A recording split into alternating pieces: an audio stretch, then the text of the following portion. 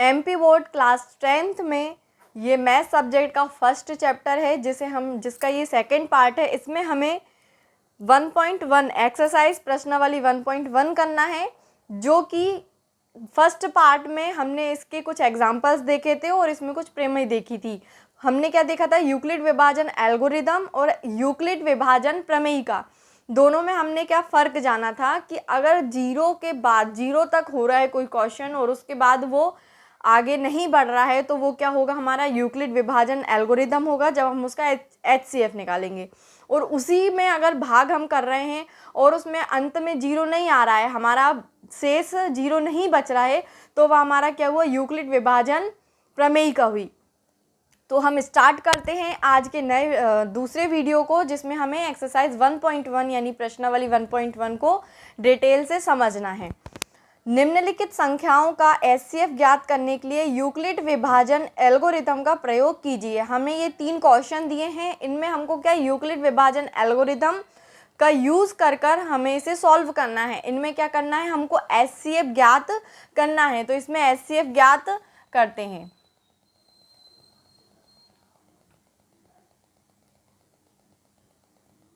Okay,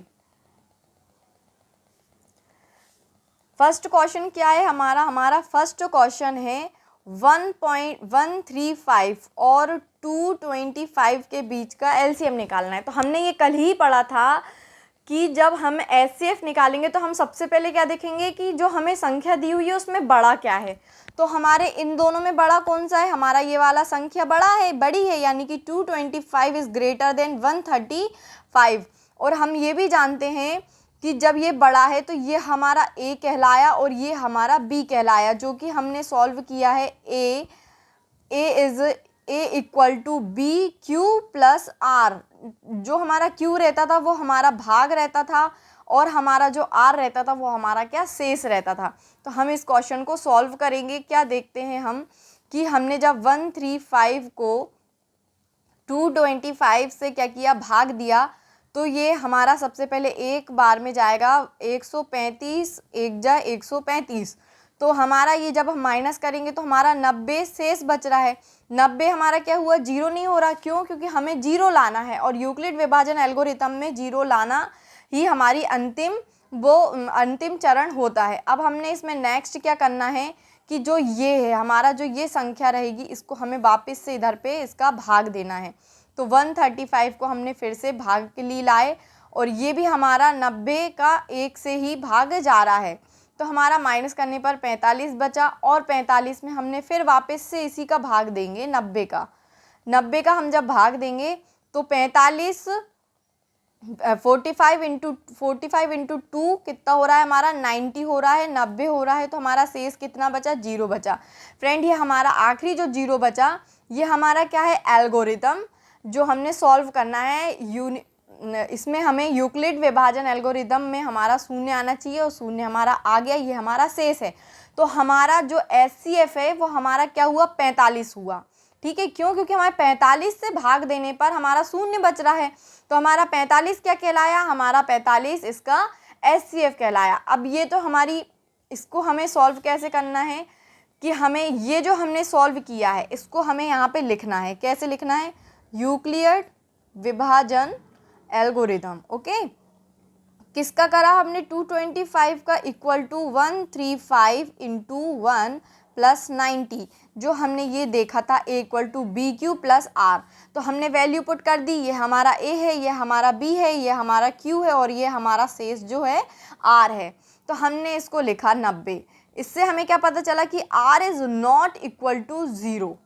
okay, next हम 135 का हमने डिवाइड, 135 में किसका डिवाइड किया था, 90 का किया था। हमारा शेष 1 बचा और हमारा आया कितना, 45 शेष। तो R हमारा फिर से 0 इज़ नॉट इक्वल टू हुआ। अब हमने क्या किया, 90 का किया। तो 90 में हमारा 45 का भाग 2 से जब हमने किया, 2 से हमने जब गुणा किया तो हमें क्या मिला, 0 शेष मिला। 0 शेष मिला यानी हमारी कंडीशन पूरी हो गई। तो हम आगे क्या लिखेंगे, क्योंकि यहाँ शेषफल क्या है, हमारा शेषफल 0 है तथा भाजक 45 है। तो हमारा HCF कितना आया? HCF हमारा 45 हुआ, बराबर 45। ठीक है, ये हमारा पहला सवाल हुआ जो हमने अभी देखा। आपको ये समझ में आया कि हमें सबसे पहले ये पता करना है कि कौन सी संख्या बड़ी है। जब हम बड़ी संख्या निकालेंगे तो जो बड़ी होगी वो हमारा A होगा और जो छोटी संख्या होगी वो हमारा B होगा। तो बड़ी संख्या से हम छोटी संख्या क्या क्या देंगे? भाग देंगे, जिस तरह हमने ये दिया 0 के शेष आने तक।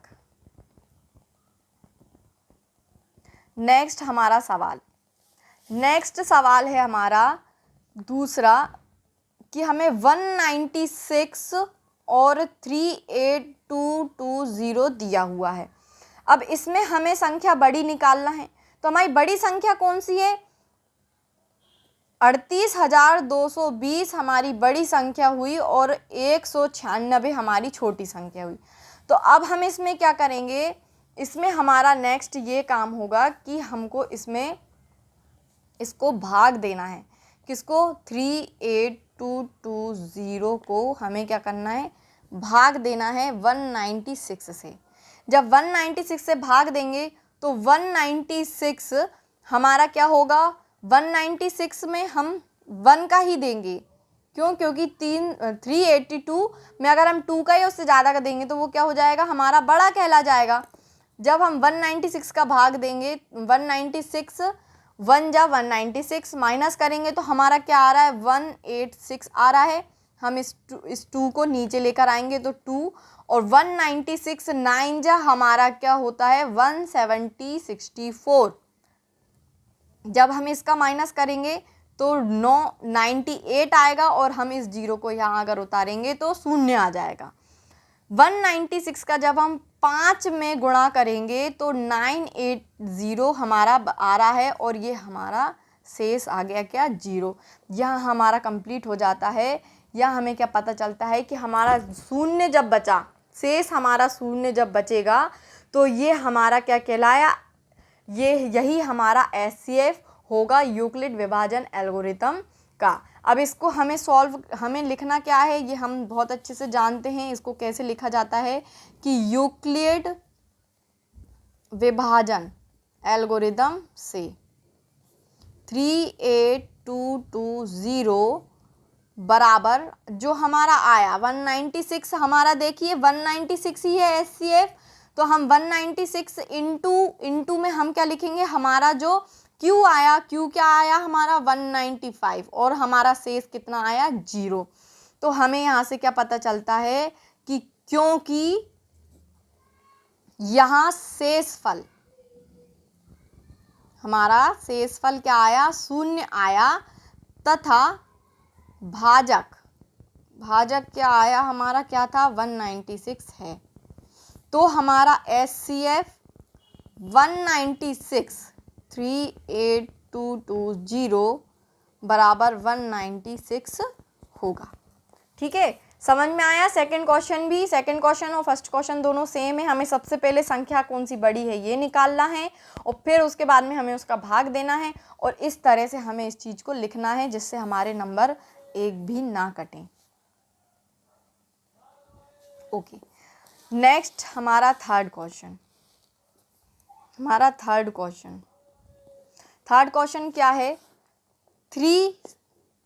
867 और हमें 255 दिया हुआ है। अब इसमें हमें पता है बड़ा हमारा कौन सा है? ये है और ये छोटा है। तो हम क्या करेंगे? 867 को हम भाग दे देंगे किससे? 255 से। 255 से 3 बार में 765 आएगा और उसमें से माइनस करेंगे तो 102 हमारा आया। फिर हमारा 255 कितने 2 में जाएगा तो 204 आएगा। 204 माइनस करेंगे तो 51 आएगा। 102 हमारा है यहाँ पर। 2 से हम फिर 51 का करेंगे तो फिर 102 आया। ये हमारा 0 आ गया। यानी हमारा HCF क्या हुआ? 255 हुआ हमारा HCF। ठीक है, अब इसको लिखना कैसे है?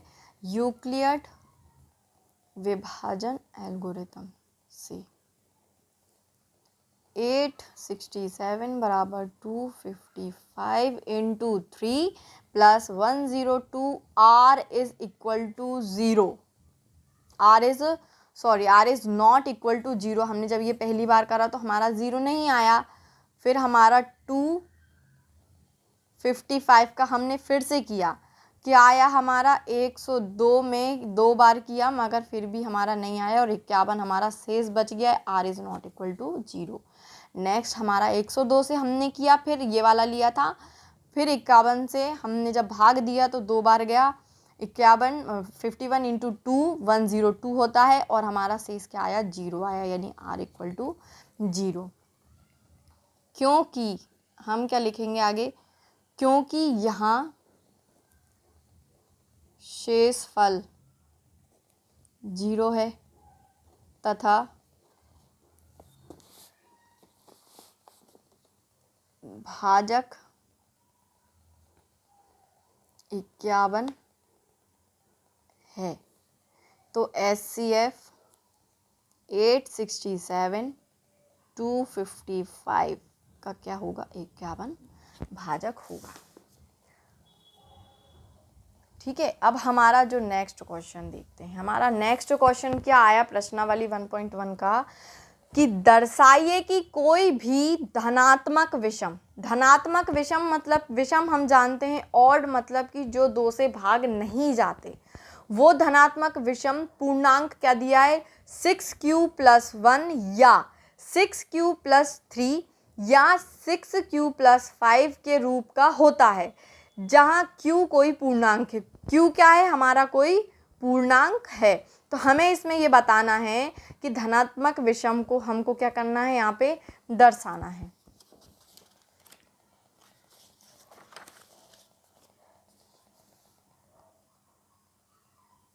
ओके, तो क्या करा हमने, पहले तो हमने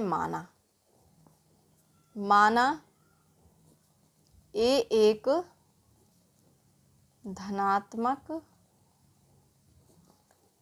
विषम पूर्णांक है।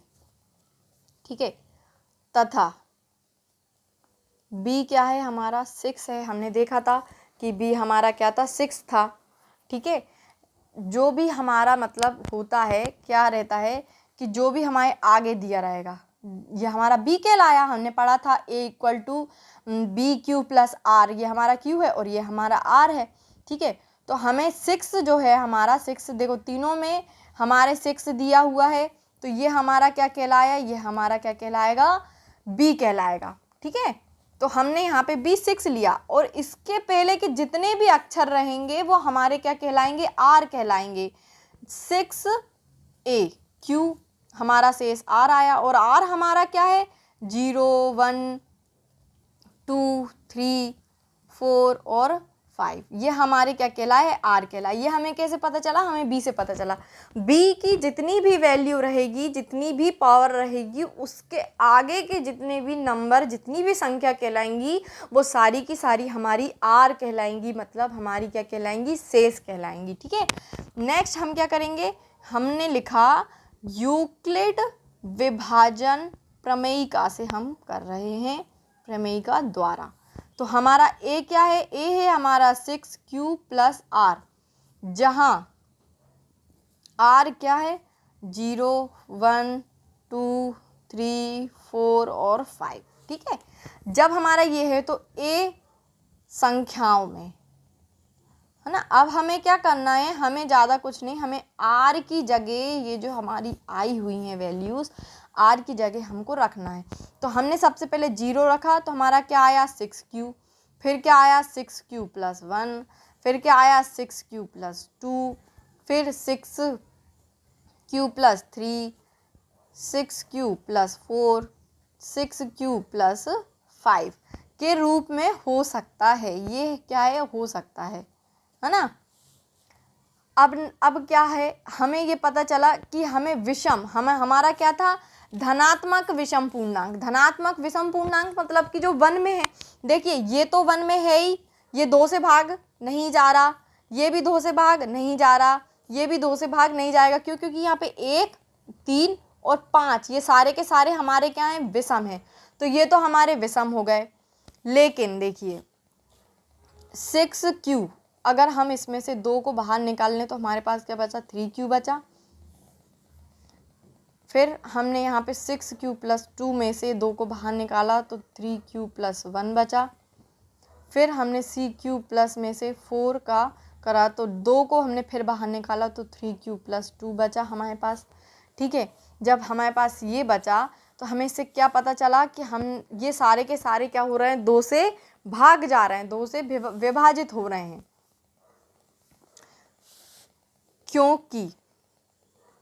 क्योंकि a एक विषम पूर्णांक है।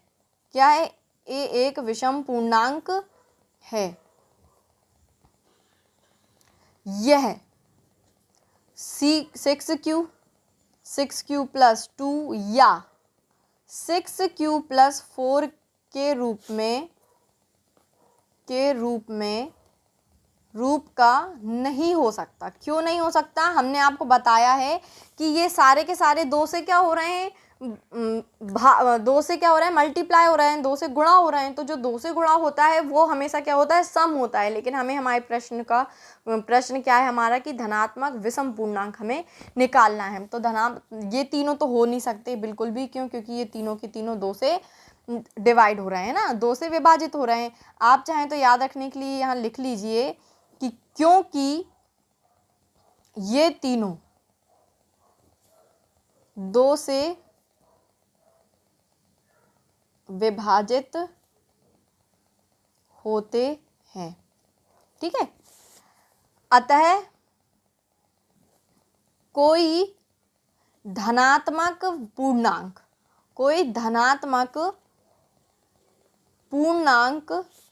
6q + 1, 6q + 3 या 6q + 5 के रूप का होगा। ठीक है, इस प्रकार के जो प्रश्न हैं हमने कल भी किए थे। इन प्रश्नों में क्या रहेगा, आपको एक a = bq + r वाली डेफिनेशन दी रहेगी या आपको एक पंक्ति दी रहेगी। तो आपको उसमें क्या करना है, b की वैल्यू निकालना है। क्या है, सेम रहेगा अगर तो वो 6 जैसे यहाँ पे 6q + 6 6q + 1 6q + 3 था। ठीक है, तो इसमें हमें क्या था कि हमने a हमारे को पता है धनात्मक विषम पूर्णांक है, b हमने 6 निकाल लिया। अब उसके बाद में हमारी ये भाग बनेगा, क्या बना, 6a का हम 6 को a से भाग देंगे, q हमारा उत्तर आएगा और r हमारा शेष रहेगा। तो r में हमें क्या है, जो इसकी वैल्यू रहेगी उसके आगे की सारी वैल्यू हमारी r की वैल्यू कहलाएगी। फिर देन नेक्स्ट हमको पता है इसकी आइडेंटिटी क्या है, a = bq + r। तो b हमारा 6 दिया हुआ है, हमने रखा, r की जगह हमारी ये वैल्यू हुई है, हमने सारे में r की वैल्यू रख दी। तो ये हमारे पास 6 हमारे पास क्या आ गई, 6 हमारे पास इनके रूप आ गए। 6 जब रूप आए तो इसमें से हमें पता चला कि 6q + 1 6q + 3 6q + 5 तो हमारे विषम हैं, लेकिन बाकी के हमारे क्या हैं, सम हैं। तो हम इनको नहीं लेंगे और विषम वाले धनात्मक पूर्णांक को लेंगे। ठीक है, नेक्स्ट हमारा प्रश्न है कि किसी परेड में 616 सदस्यों वाली एक सेना आर्मी की टुकड़ी को 32 सदस्यों वाले एक आर्मी बैंड के पीछे मार्च करना है। यानी कि 616 सदस्य वाली आर्मी जो टुकड़ी है उसको 32 सदस्य जो हैं आर्मी बैंड के, उनके पीछे क्या करना है, मार्च करना है। दोनों समूहों को समान संख्या वाले स्तंभों में मार्च करना है और दोनों समूहों को क्या है, समान संख्या में होना चाहिए। दोनों समूहों को हमें वो मार्च करेंगे। ठीक है, उन स्तंभों की अधिकतम संख्या क्या है जिसमें वे मार्च कर सकते हैं। अधिकतम संख्या आपको याद होगा कि हमने फर्स्ट पार्ट जो था इस वीडियो का, हमने उसमें इसी प्रकार का एक क्वेश्चन किया था, कौन सा, मिठाई वाला, कि हमें ये बताना है कि दोनों परतों में बराबर मिठाइयाँ किस तरह रखी जाएंगी। उसी तरह इसमें ये बोला है कि इन स्तंभों की अधिकतम संख्या क्या है जिसमें मार्च कर सकते हैं। ठीक है, दोनों में समान, हमको ये बात हमको समान बताना है। तो सबसे पहले क्या करेंगे हम कि हमारी स्तंभों की अधिकतम संख्या, आपको इसमें कुछ नहीं करना है, HCF करना है और वो भी तब तक करना है जब तक कि शून्य ना आ जाए, ठीक है। तो HCF क्या है हमारे पास 616 और 32, ठीक है। इसमें से हमारा 616 32 से बड़ा है, तो ऑब्वियस सी बात है कि हमें 616 को 32 से क्या करना है, भाग देना है। तो 616 61, 61 क्या 32 एकम 32, बचा क्या 29, और हमारा ये 6 नीचे आ गया, और ये 288 हमारा कितनी बार में जाएगा, 9 में जा रहा है, माइनस करेंगे 8 आएगा, फिर हमारा ये जो है ये 32 यहाँ पे आ जाएगा। जब 32 आएगा तो 8 4 जा 32 हमारा शून्य शेष आया। तो हमारा HCF क्या हुआ 8, यानी कि हर एक स्तंभ में 8 सदस्य होंगे। याद रखना, हर एक स्तंभ में अधिकतम संख्या कितनी होगी, 8 होगी।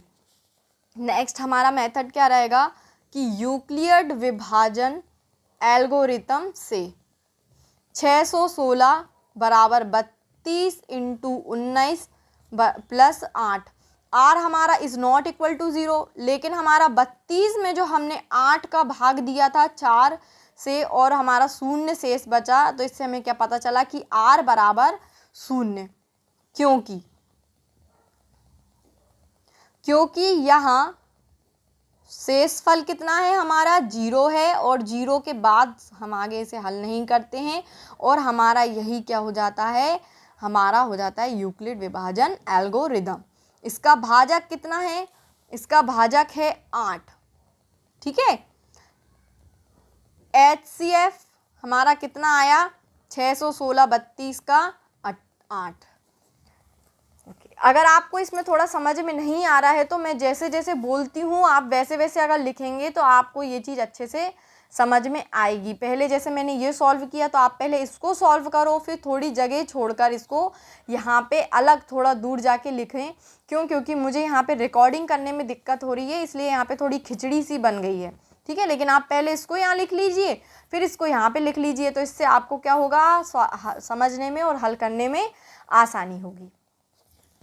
ओके, नेक्स्ट क्या है हमारा 4th क्वेश्चन है, यूक्लिड विभाजन प्रमेयिका का प्रयोग करके दर्शाइए कि किसी धनात्मक पूर्णांक का वर्ग किसी पूर्णांक m के लिए ये दिया हुआ है 2 के रूप का होता है। हमें ये याद रखना, वर्ग करना है, वर्ग मतलब कि स्क्वायर करना है इसका, क्योंकि इस प्रकार के इसमें 2 क्वेश्चन है, एक में हमें घन निकालना है, एक में हमें वर्ग निकालना है। तो वर्ग वाले क्वेश्चन में हमें इसका स्क्वायर करना है और हमें पूर्णांक m के लिए करना है, ठीक है। याद रखना यूक्लिड विभाजन प्रमेयिका से। ओके, नेक्स्ट हम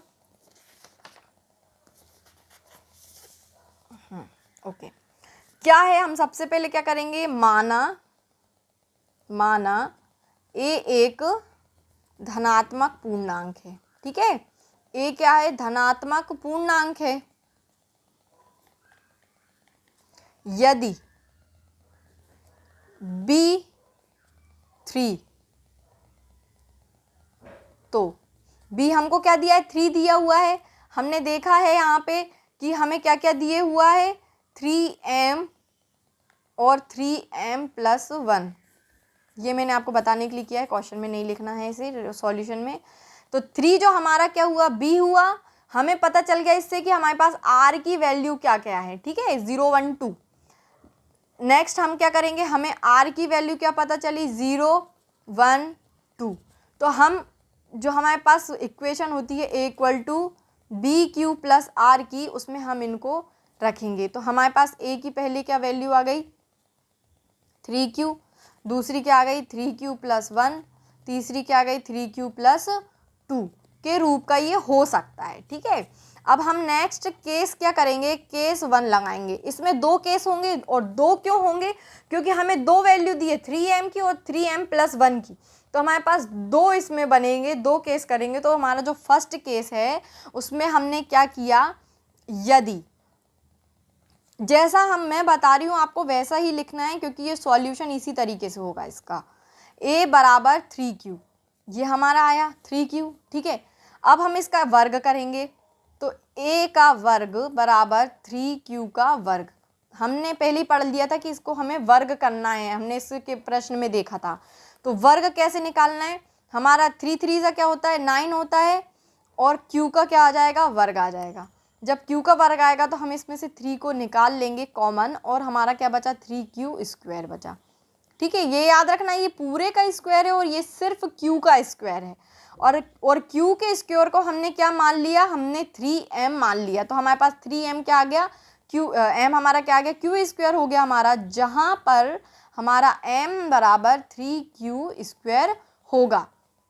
हमने 3q स्क्वायर को m मान लिया और हमारे पास आ गया क्या 3m। ठीक है, नेक्स्ट हमारा केस सेकंड, हमारा फर्स्ट आ गया 3m था हमारा पहला, 3m हमारा आ गया। फिर नेक्स्ट हमारा केस सेकंड में क्या करेंगे हम, a बराबर 3q plus 1, 3q plus 1, 3q plus 1 में हमने a का वर्ग करा तो हमारा क्या आ गया 3q प्लस 1 का वर्ग। अब यहाँ हमें लगानी पड़ेगी आइडेंटिटी जो हमने बचपन में पढ़ी थी, a प्लस बी का square, A square plus 2ab plus B का स्क्वायर। ये हमें आइडेंटिटी इधर लगाना है। तो हमने लगाई तो क्या हुआ 3q का square plus 2 into 3q into 1 plus 1 का स्क्वायर, क्या हो गया ये 9q स्क्वायर प्लस 2 3 जा 6q प्लस 1 का स्क्वायर 1। इसमें से हमने 3 को फिर कॉमन निकाल लिया तो यहाँ क्या बचा 3q square plus 3q, sorry यहाँ पे हमें q दोनों में है, ओके 3q को हम कॉमन निकालेंगे, 3q को ये नहीं है। ठीक है, जब हम 3q को कॉमन निकालेंगे तो हमारे पास 3q प्लस 2 आएगा, प्लस 1 तो है, यहाँ से हमने निकाला 3q तो 2 बचा, यहाँ से निकाला तो 3q बचा। फिर इसको हमने क्या किया m मान लिया, 3m प्लस 1, जहाँ पर हमारा m क्या है q, 3q प्लस 2। ठीक है, इसको हमने m मान लिया। तो ये हमारी सेकंड इक्वेशन आ गई जो हमारी थी 3m प्लस 1 की। ठीक है, अब हम करेंगे क्या केस सेकंड, क्या करेंगे हम केस थर्ड। केस थर्ड क्या है हमारा, केस थर्ड। ठीक है, केस थर्ड में हमें कुछ नहीं करना है, सेम यही है केस थर्ड में, बस a बराबर हमारा 3q प्लस 2 रहेगा, ये वाला जो है हमारा। ठीक है, ये हमारा रहा। फिर हमने इसका वर्ग किया a square plus 3q plus 2 का होल स्क्वायर। इसकी हमने आइडेंटिटी अभी की थी, क्या रहेगी हमारी 3q का स्क्वायर रहेगा प्लस 2 इंटू 3q इंटू 2 रहेगा प्लस 2 का स्क्वायर रहेगा। ठीक है, ये यहाँ पे है। नेक्स्ट हम क्या करेंगे 3q स्क्वायर को सॉल्व करेंगे तो 3 3 जा 9 और q का स्क्वायर आ जाएगा, प्लस 2 3 जा 6 और 6 2 जा 12 तो 12q आ जाएगा, प्लस 2 2 जा 4 आ जाएगा। नेक्स्ट किया तो 9q square plus 1 2q plus 3 plus 1 बराबर 3q square plus 4q plus 1 और प्लस 1।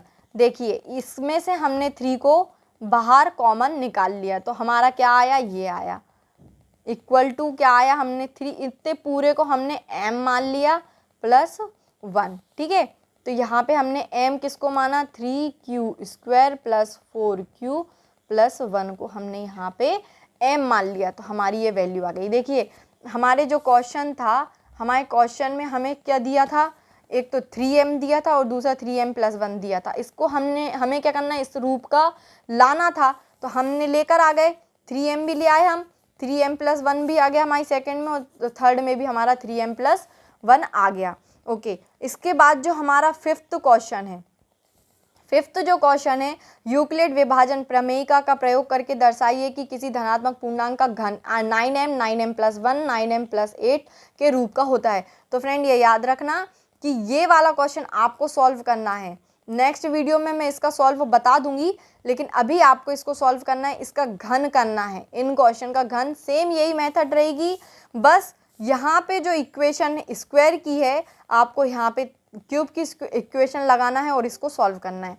ओके, आप इसको सॉल्व कर लिए, फिर आप मुझे मैं जब कल इसका जो थर्ड पार्ट रहेगा उसमें जब इस क्वेश्चन को बताऊंगी फिफ्थ क्वेश्चन को, तो आप मैच करना कि आपने सही किया है या नहीं किया।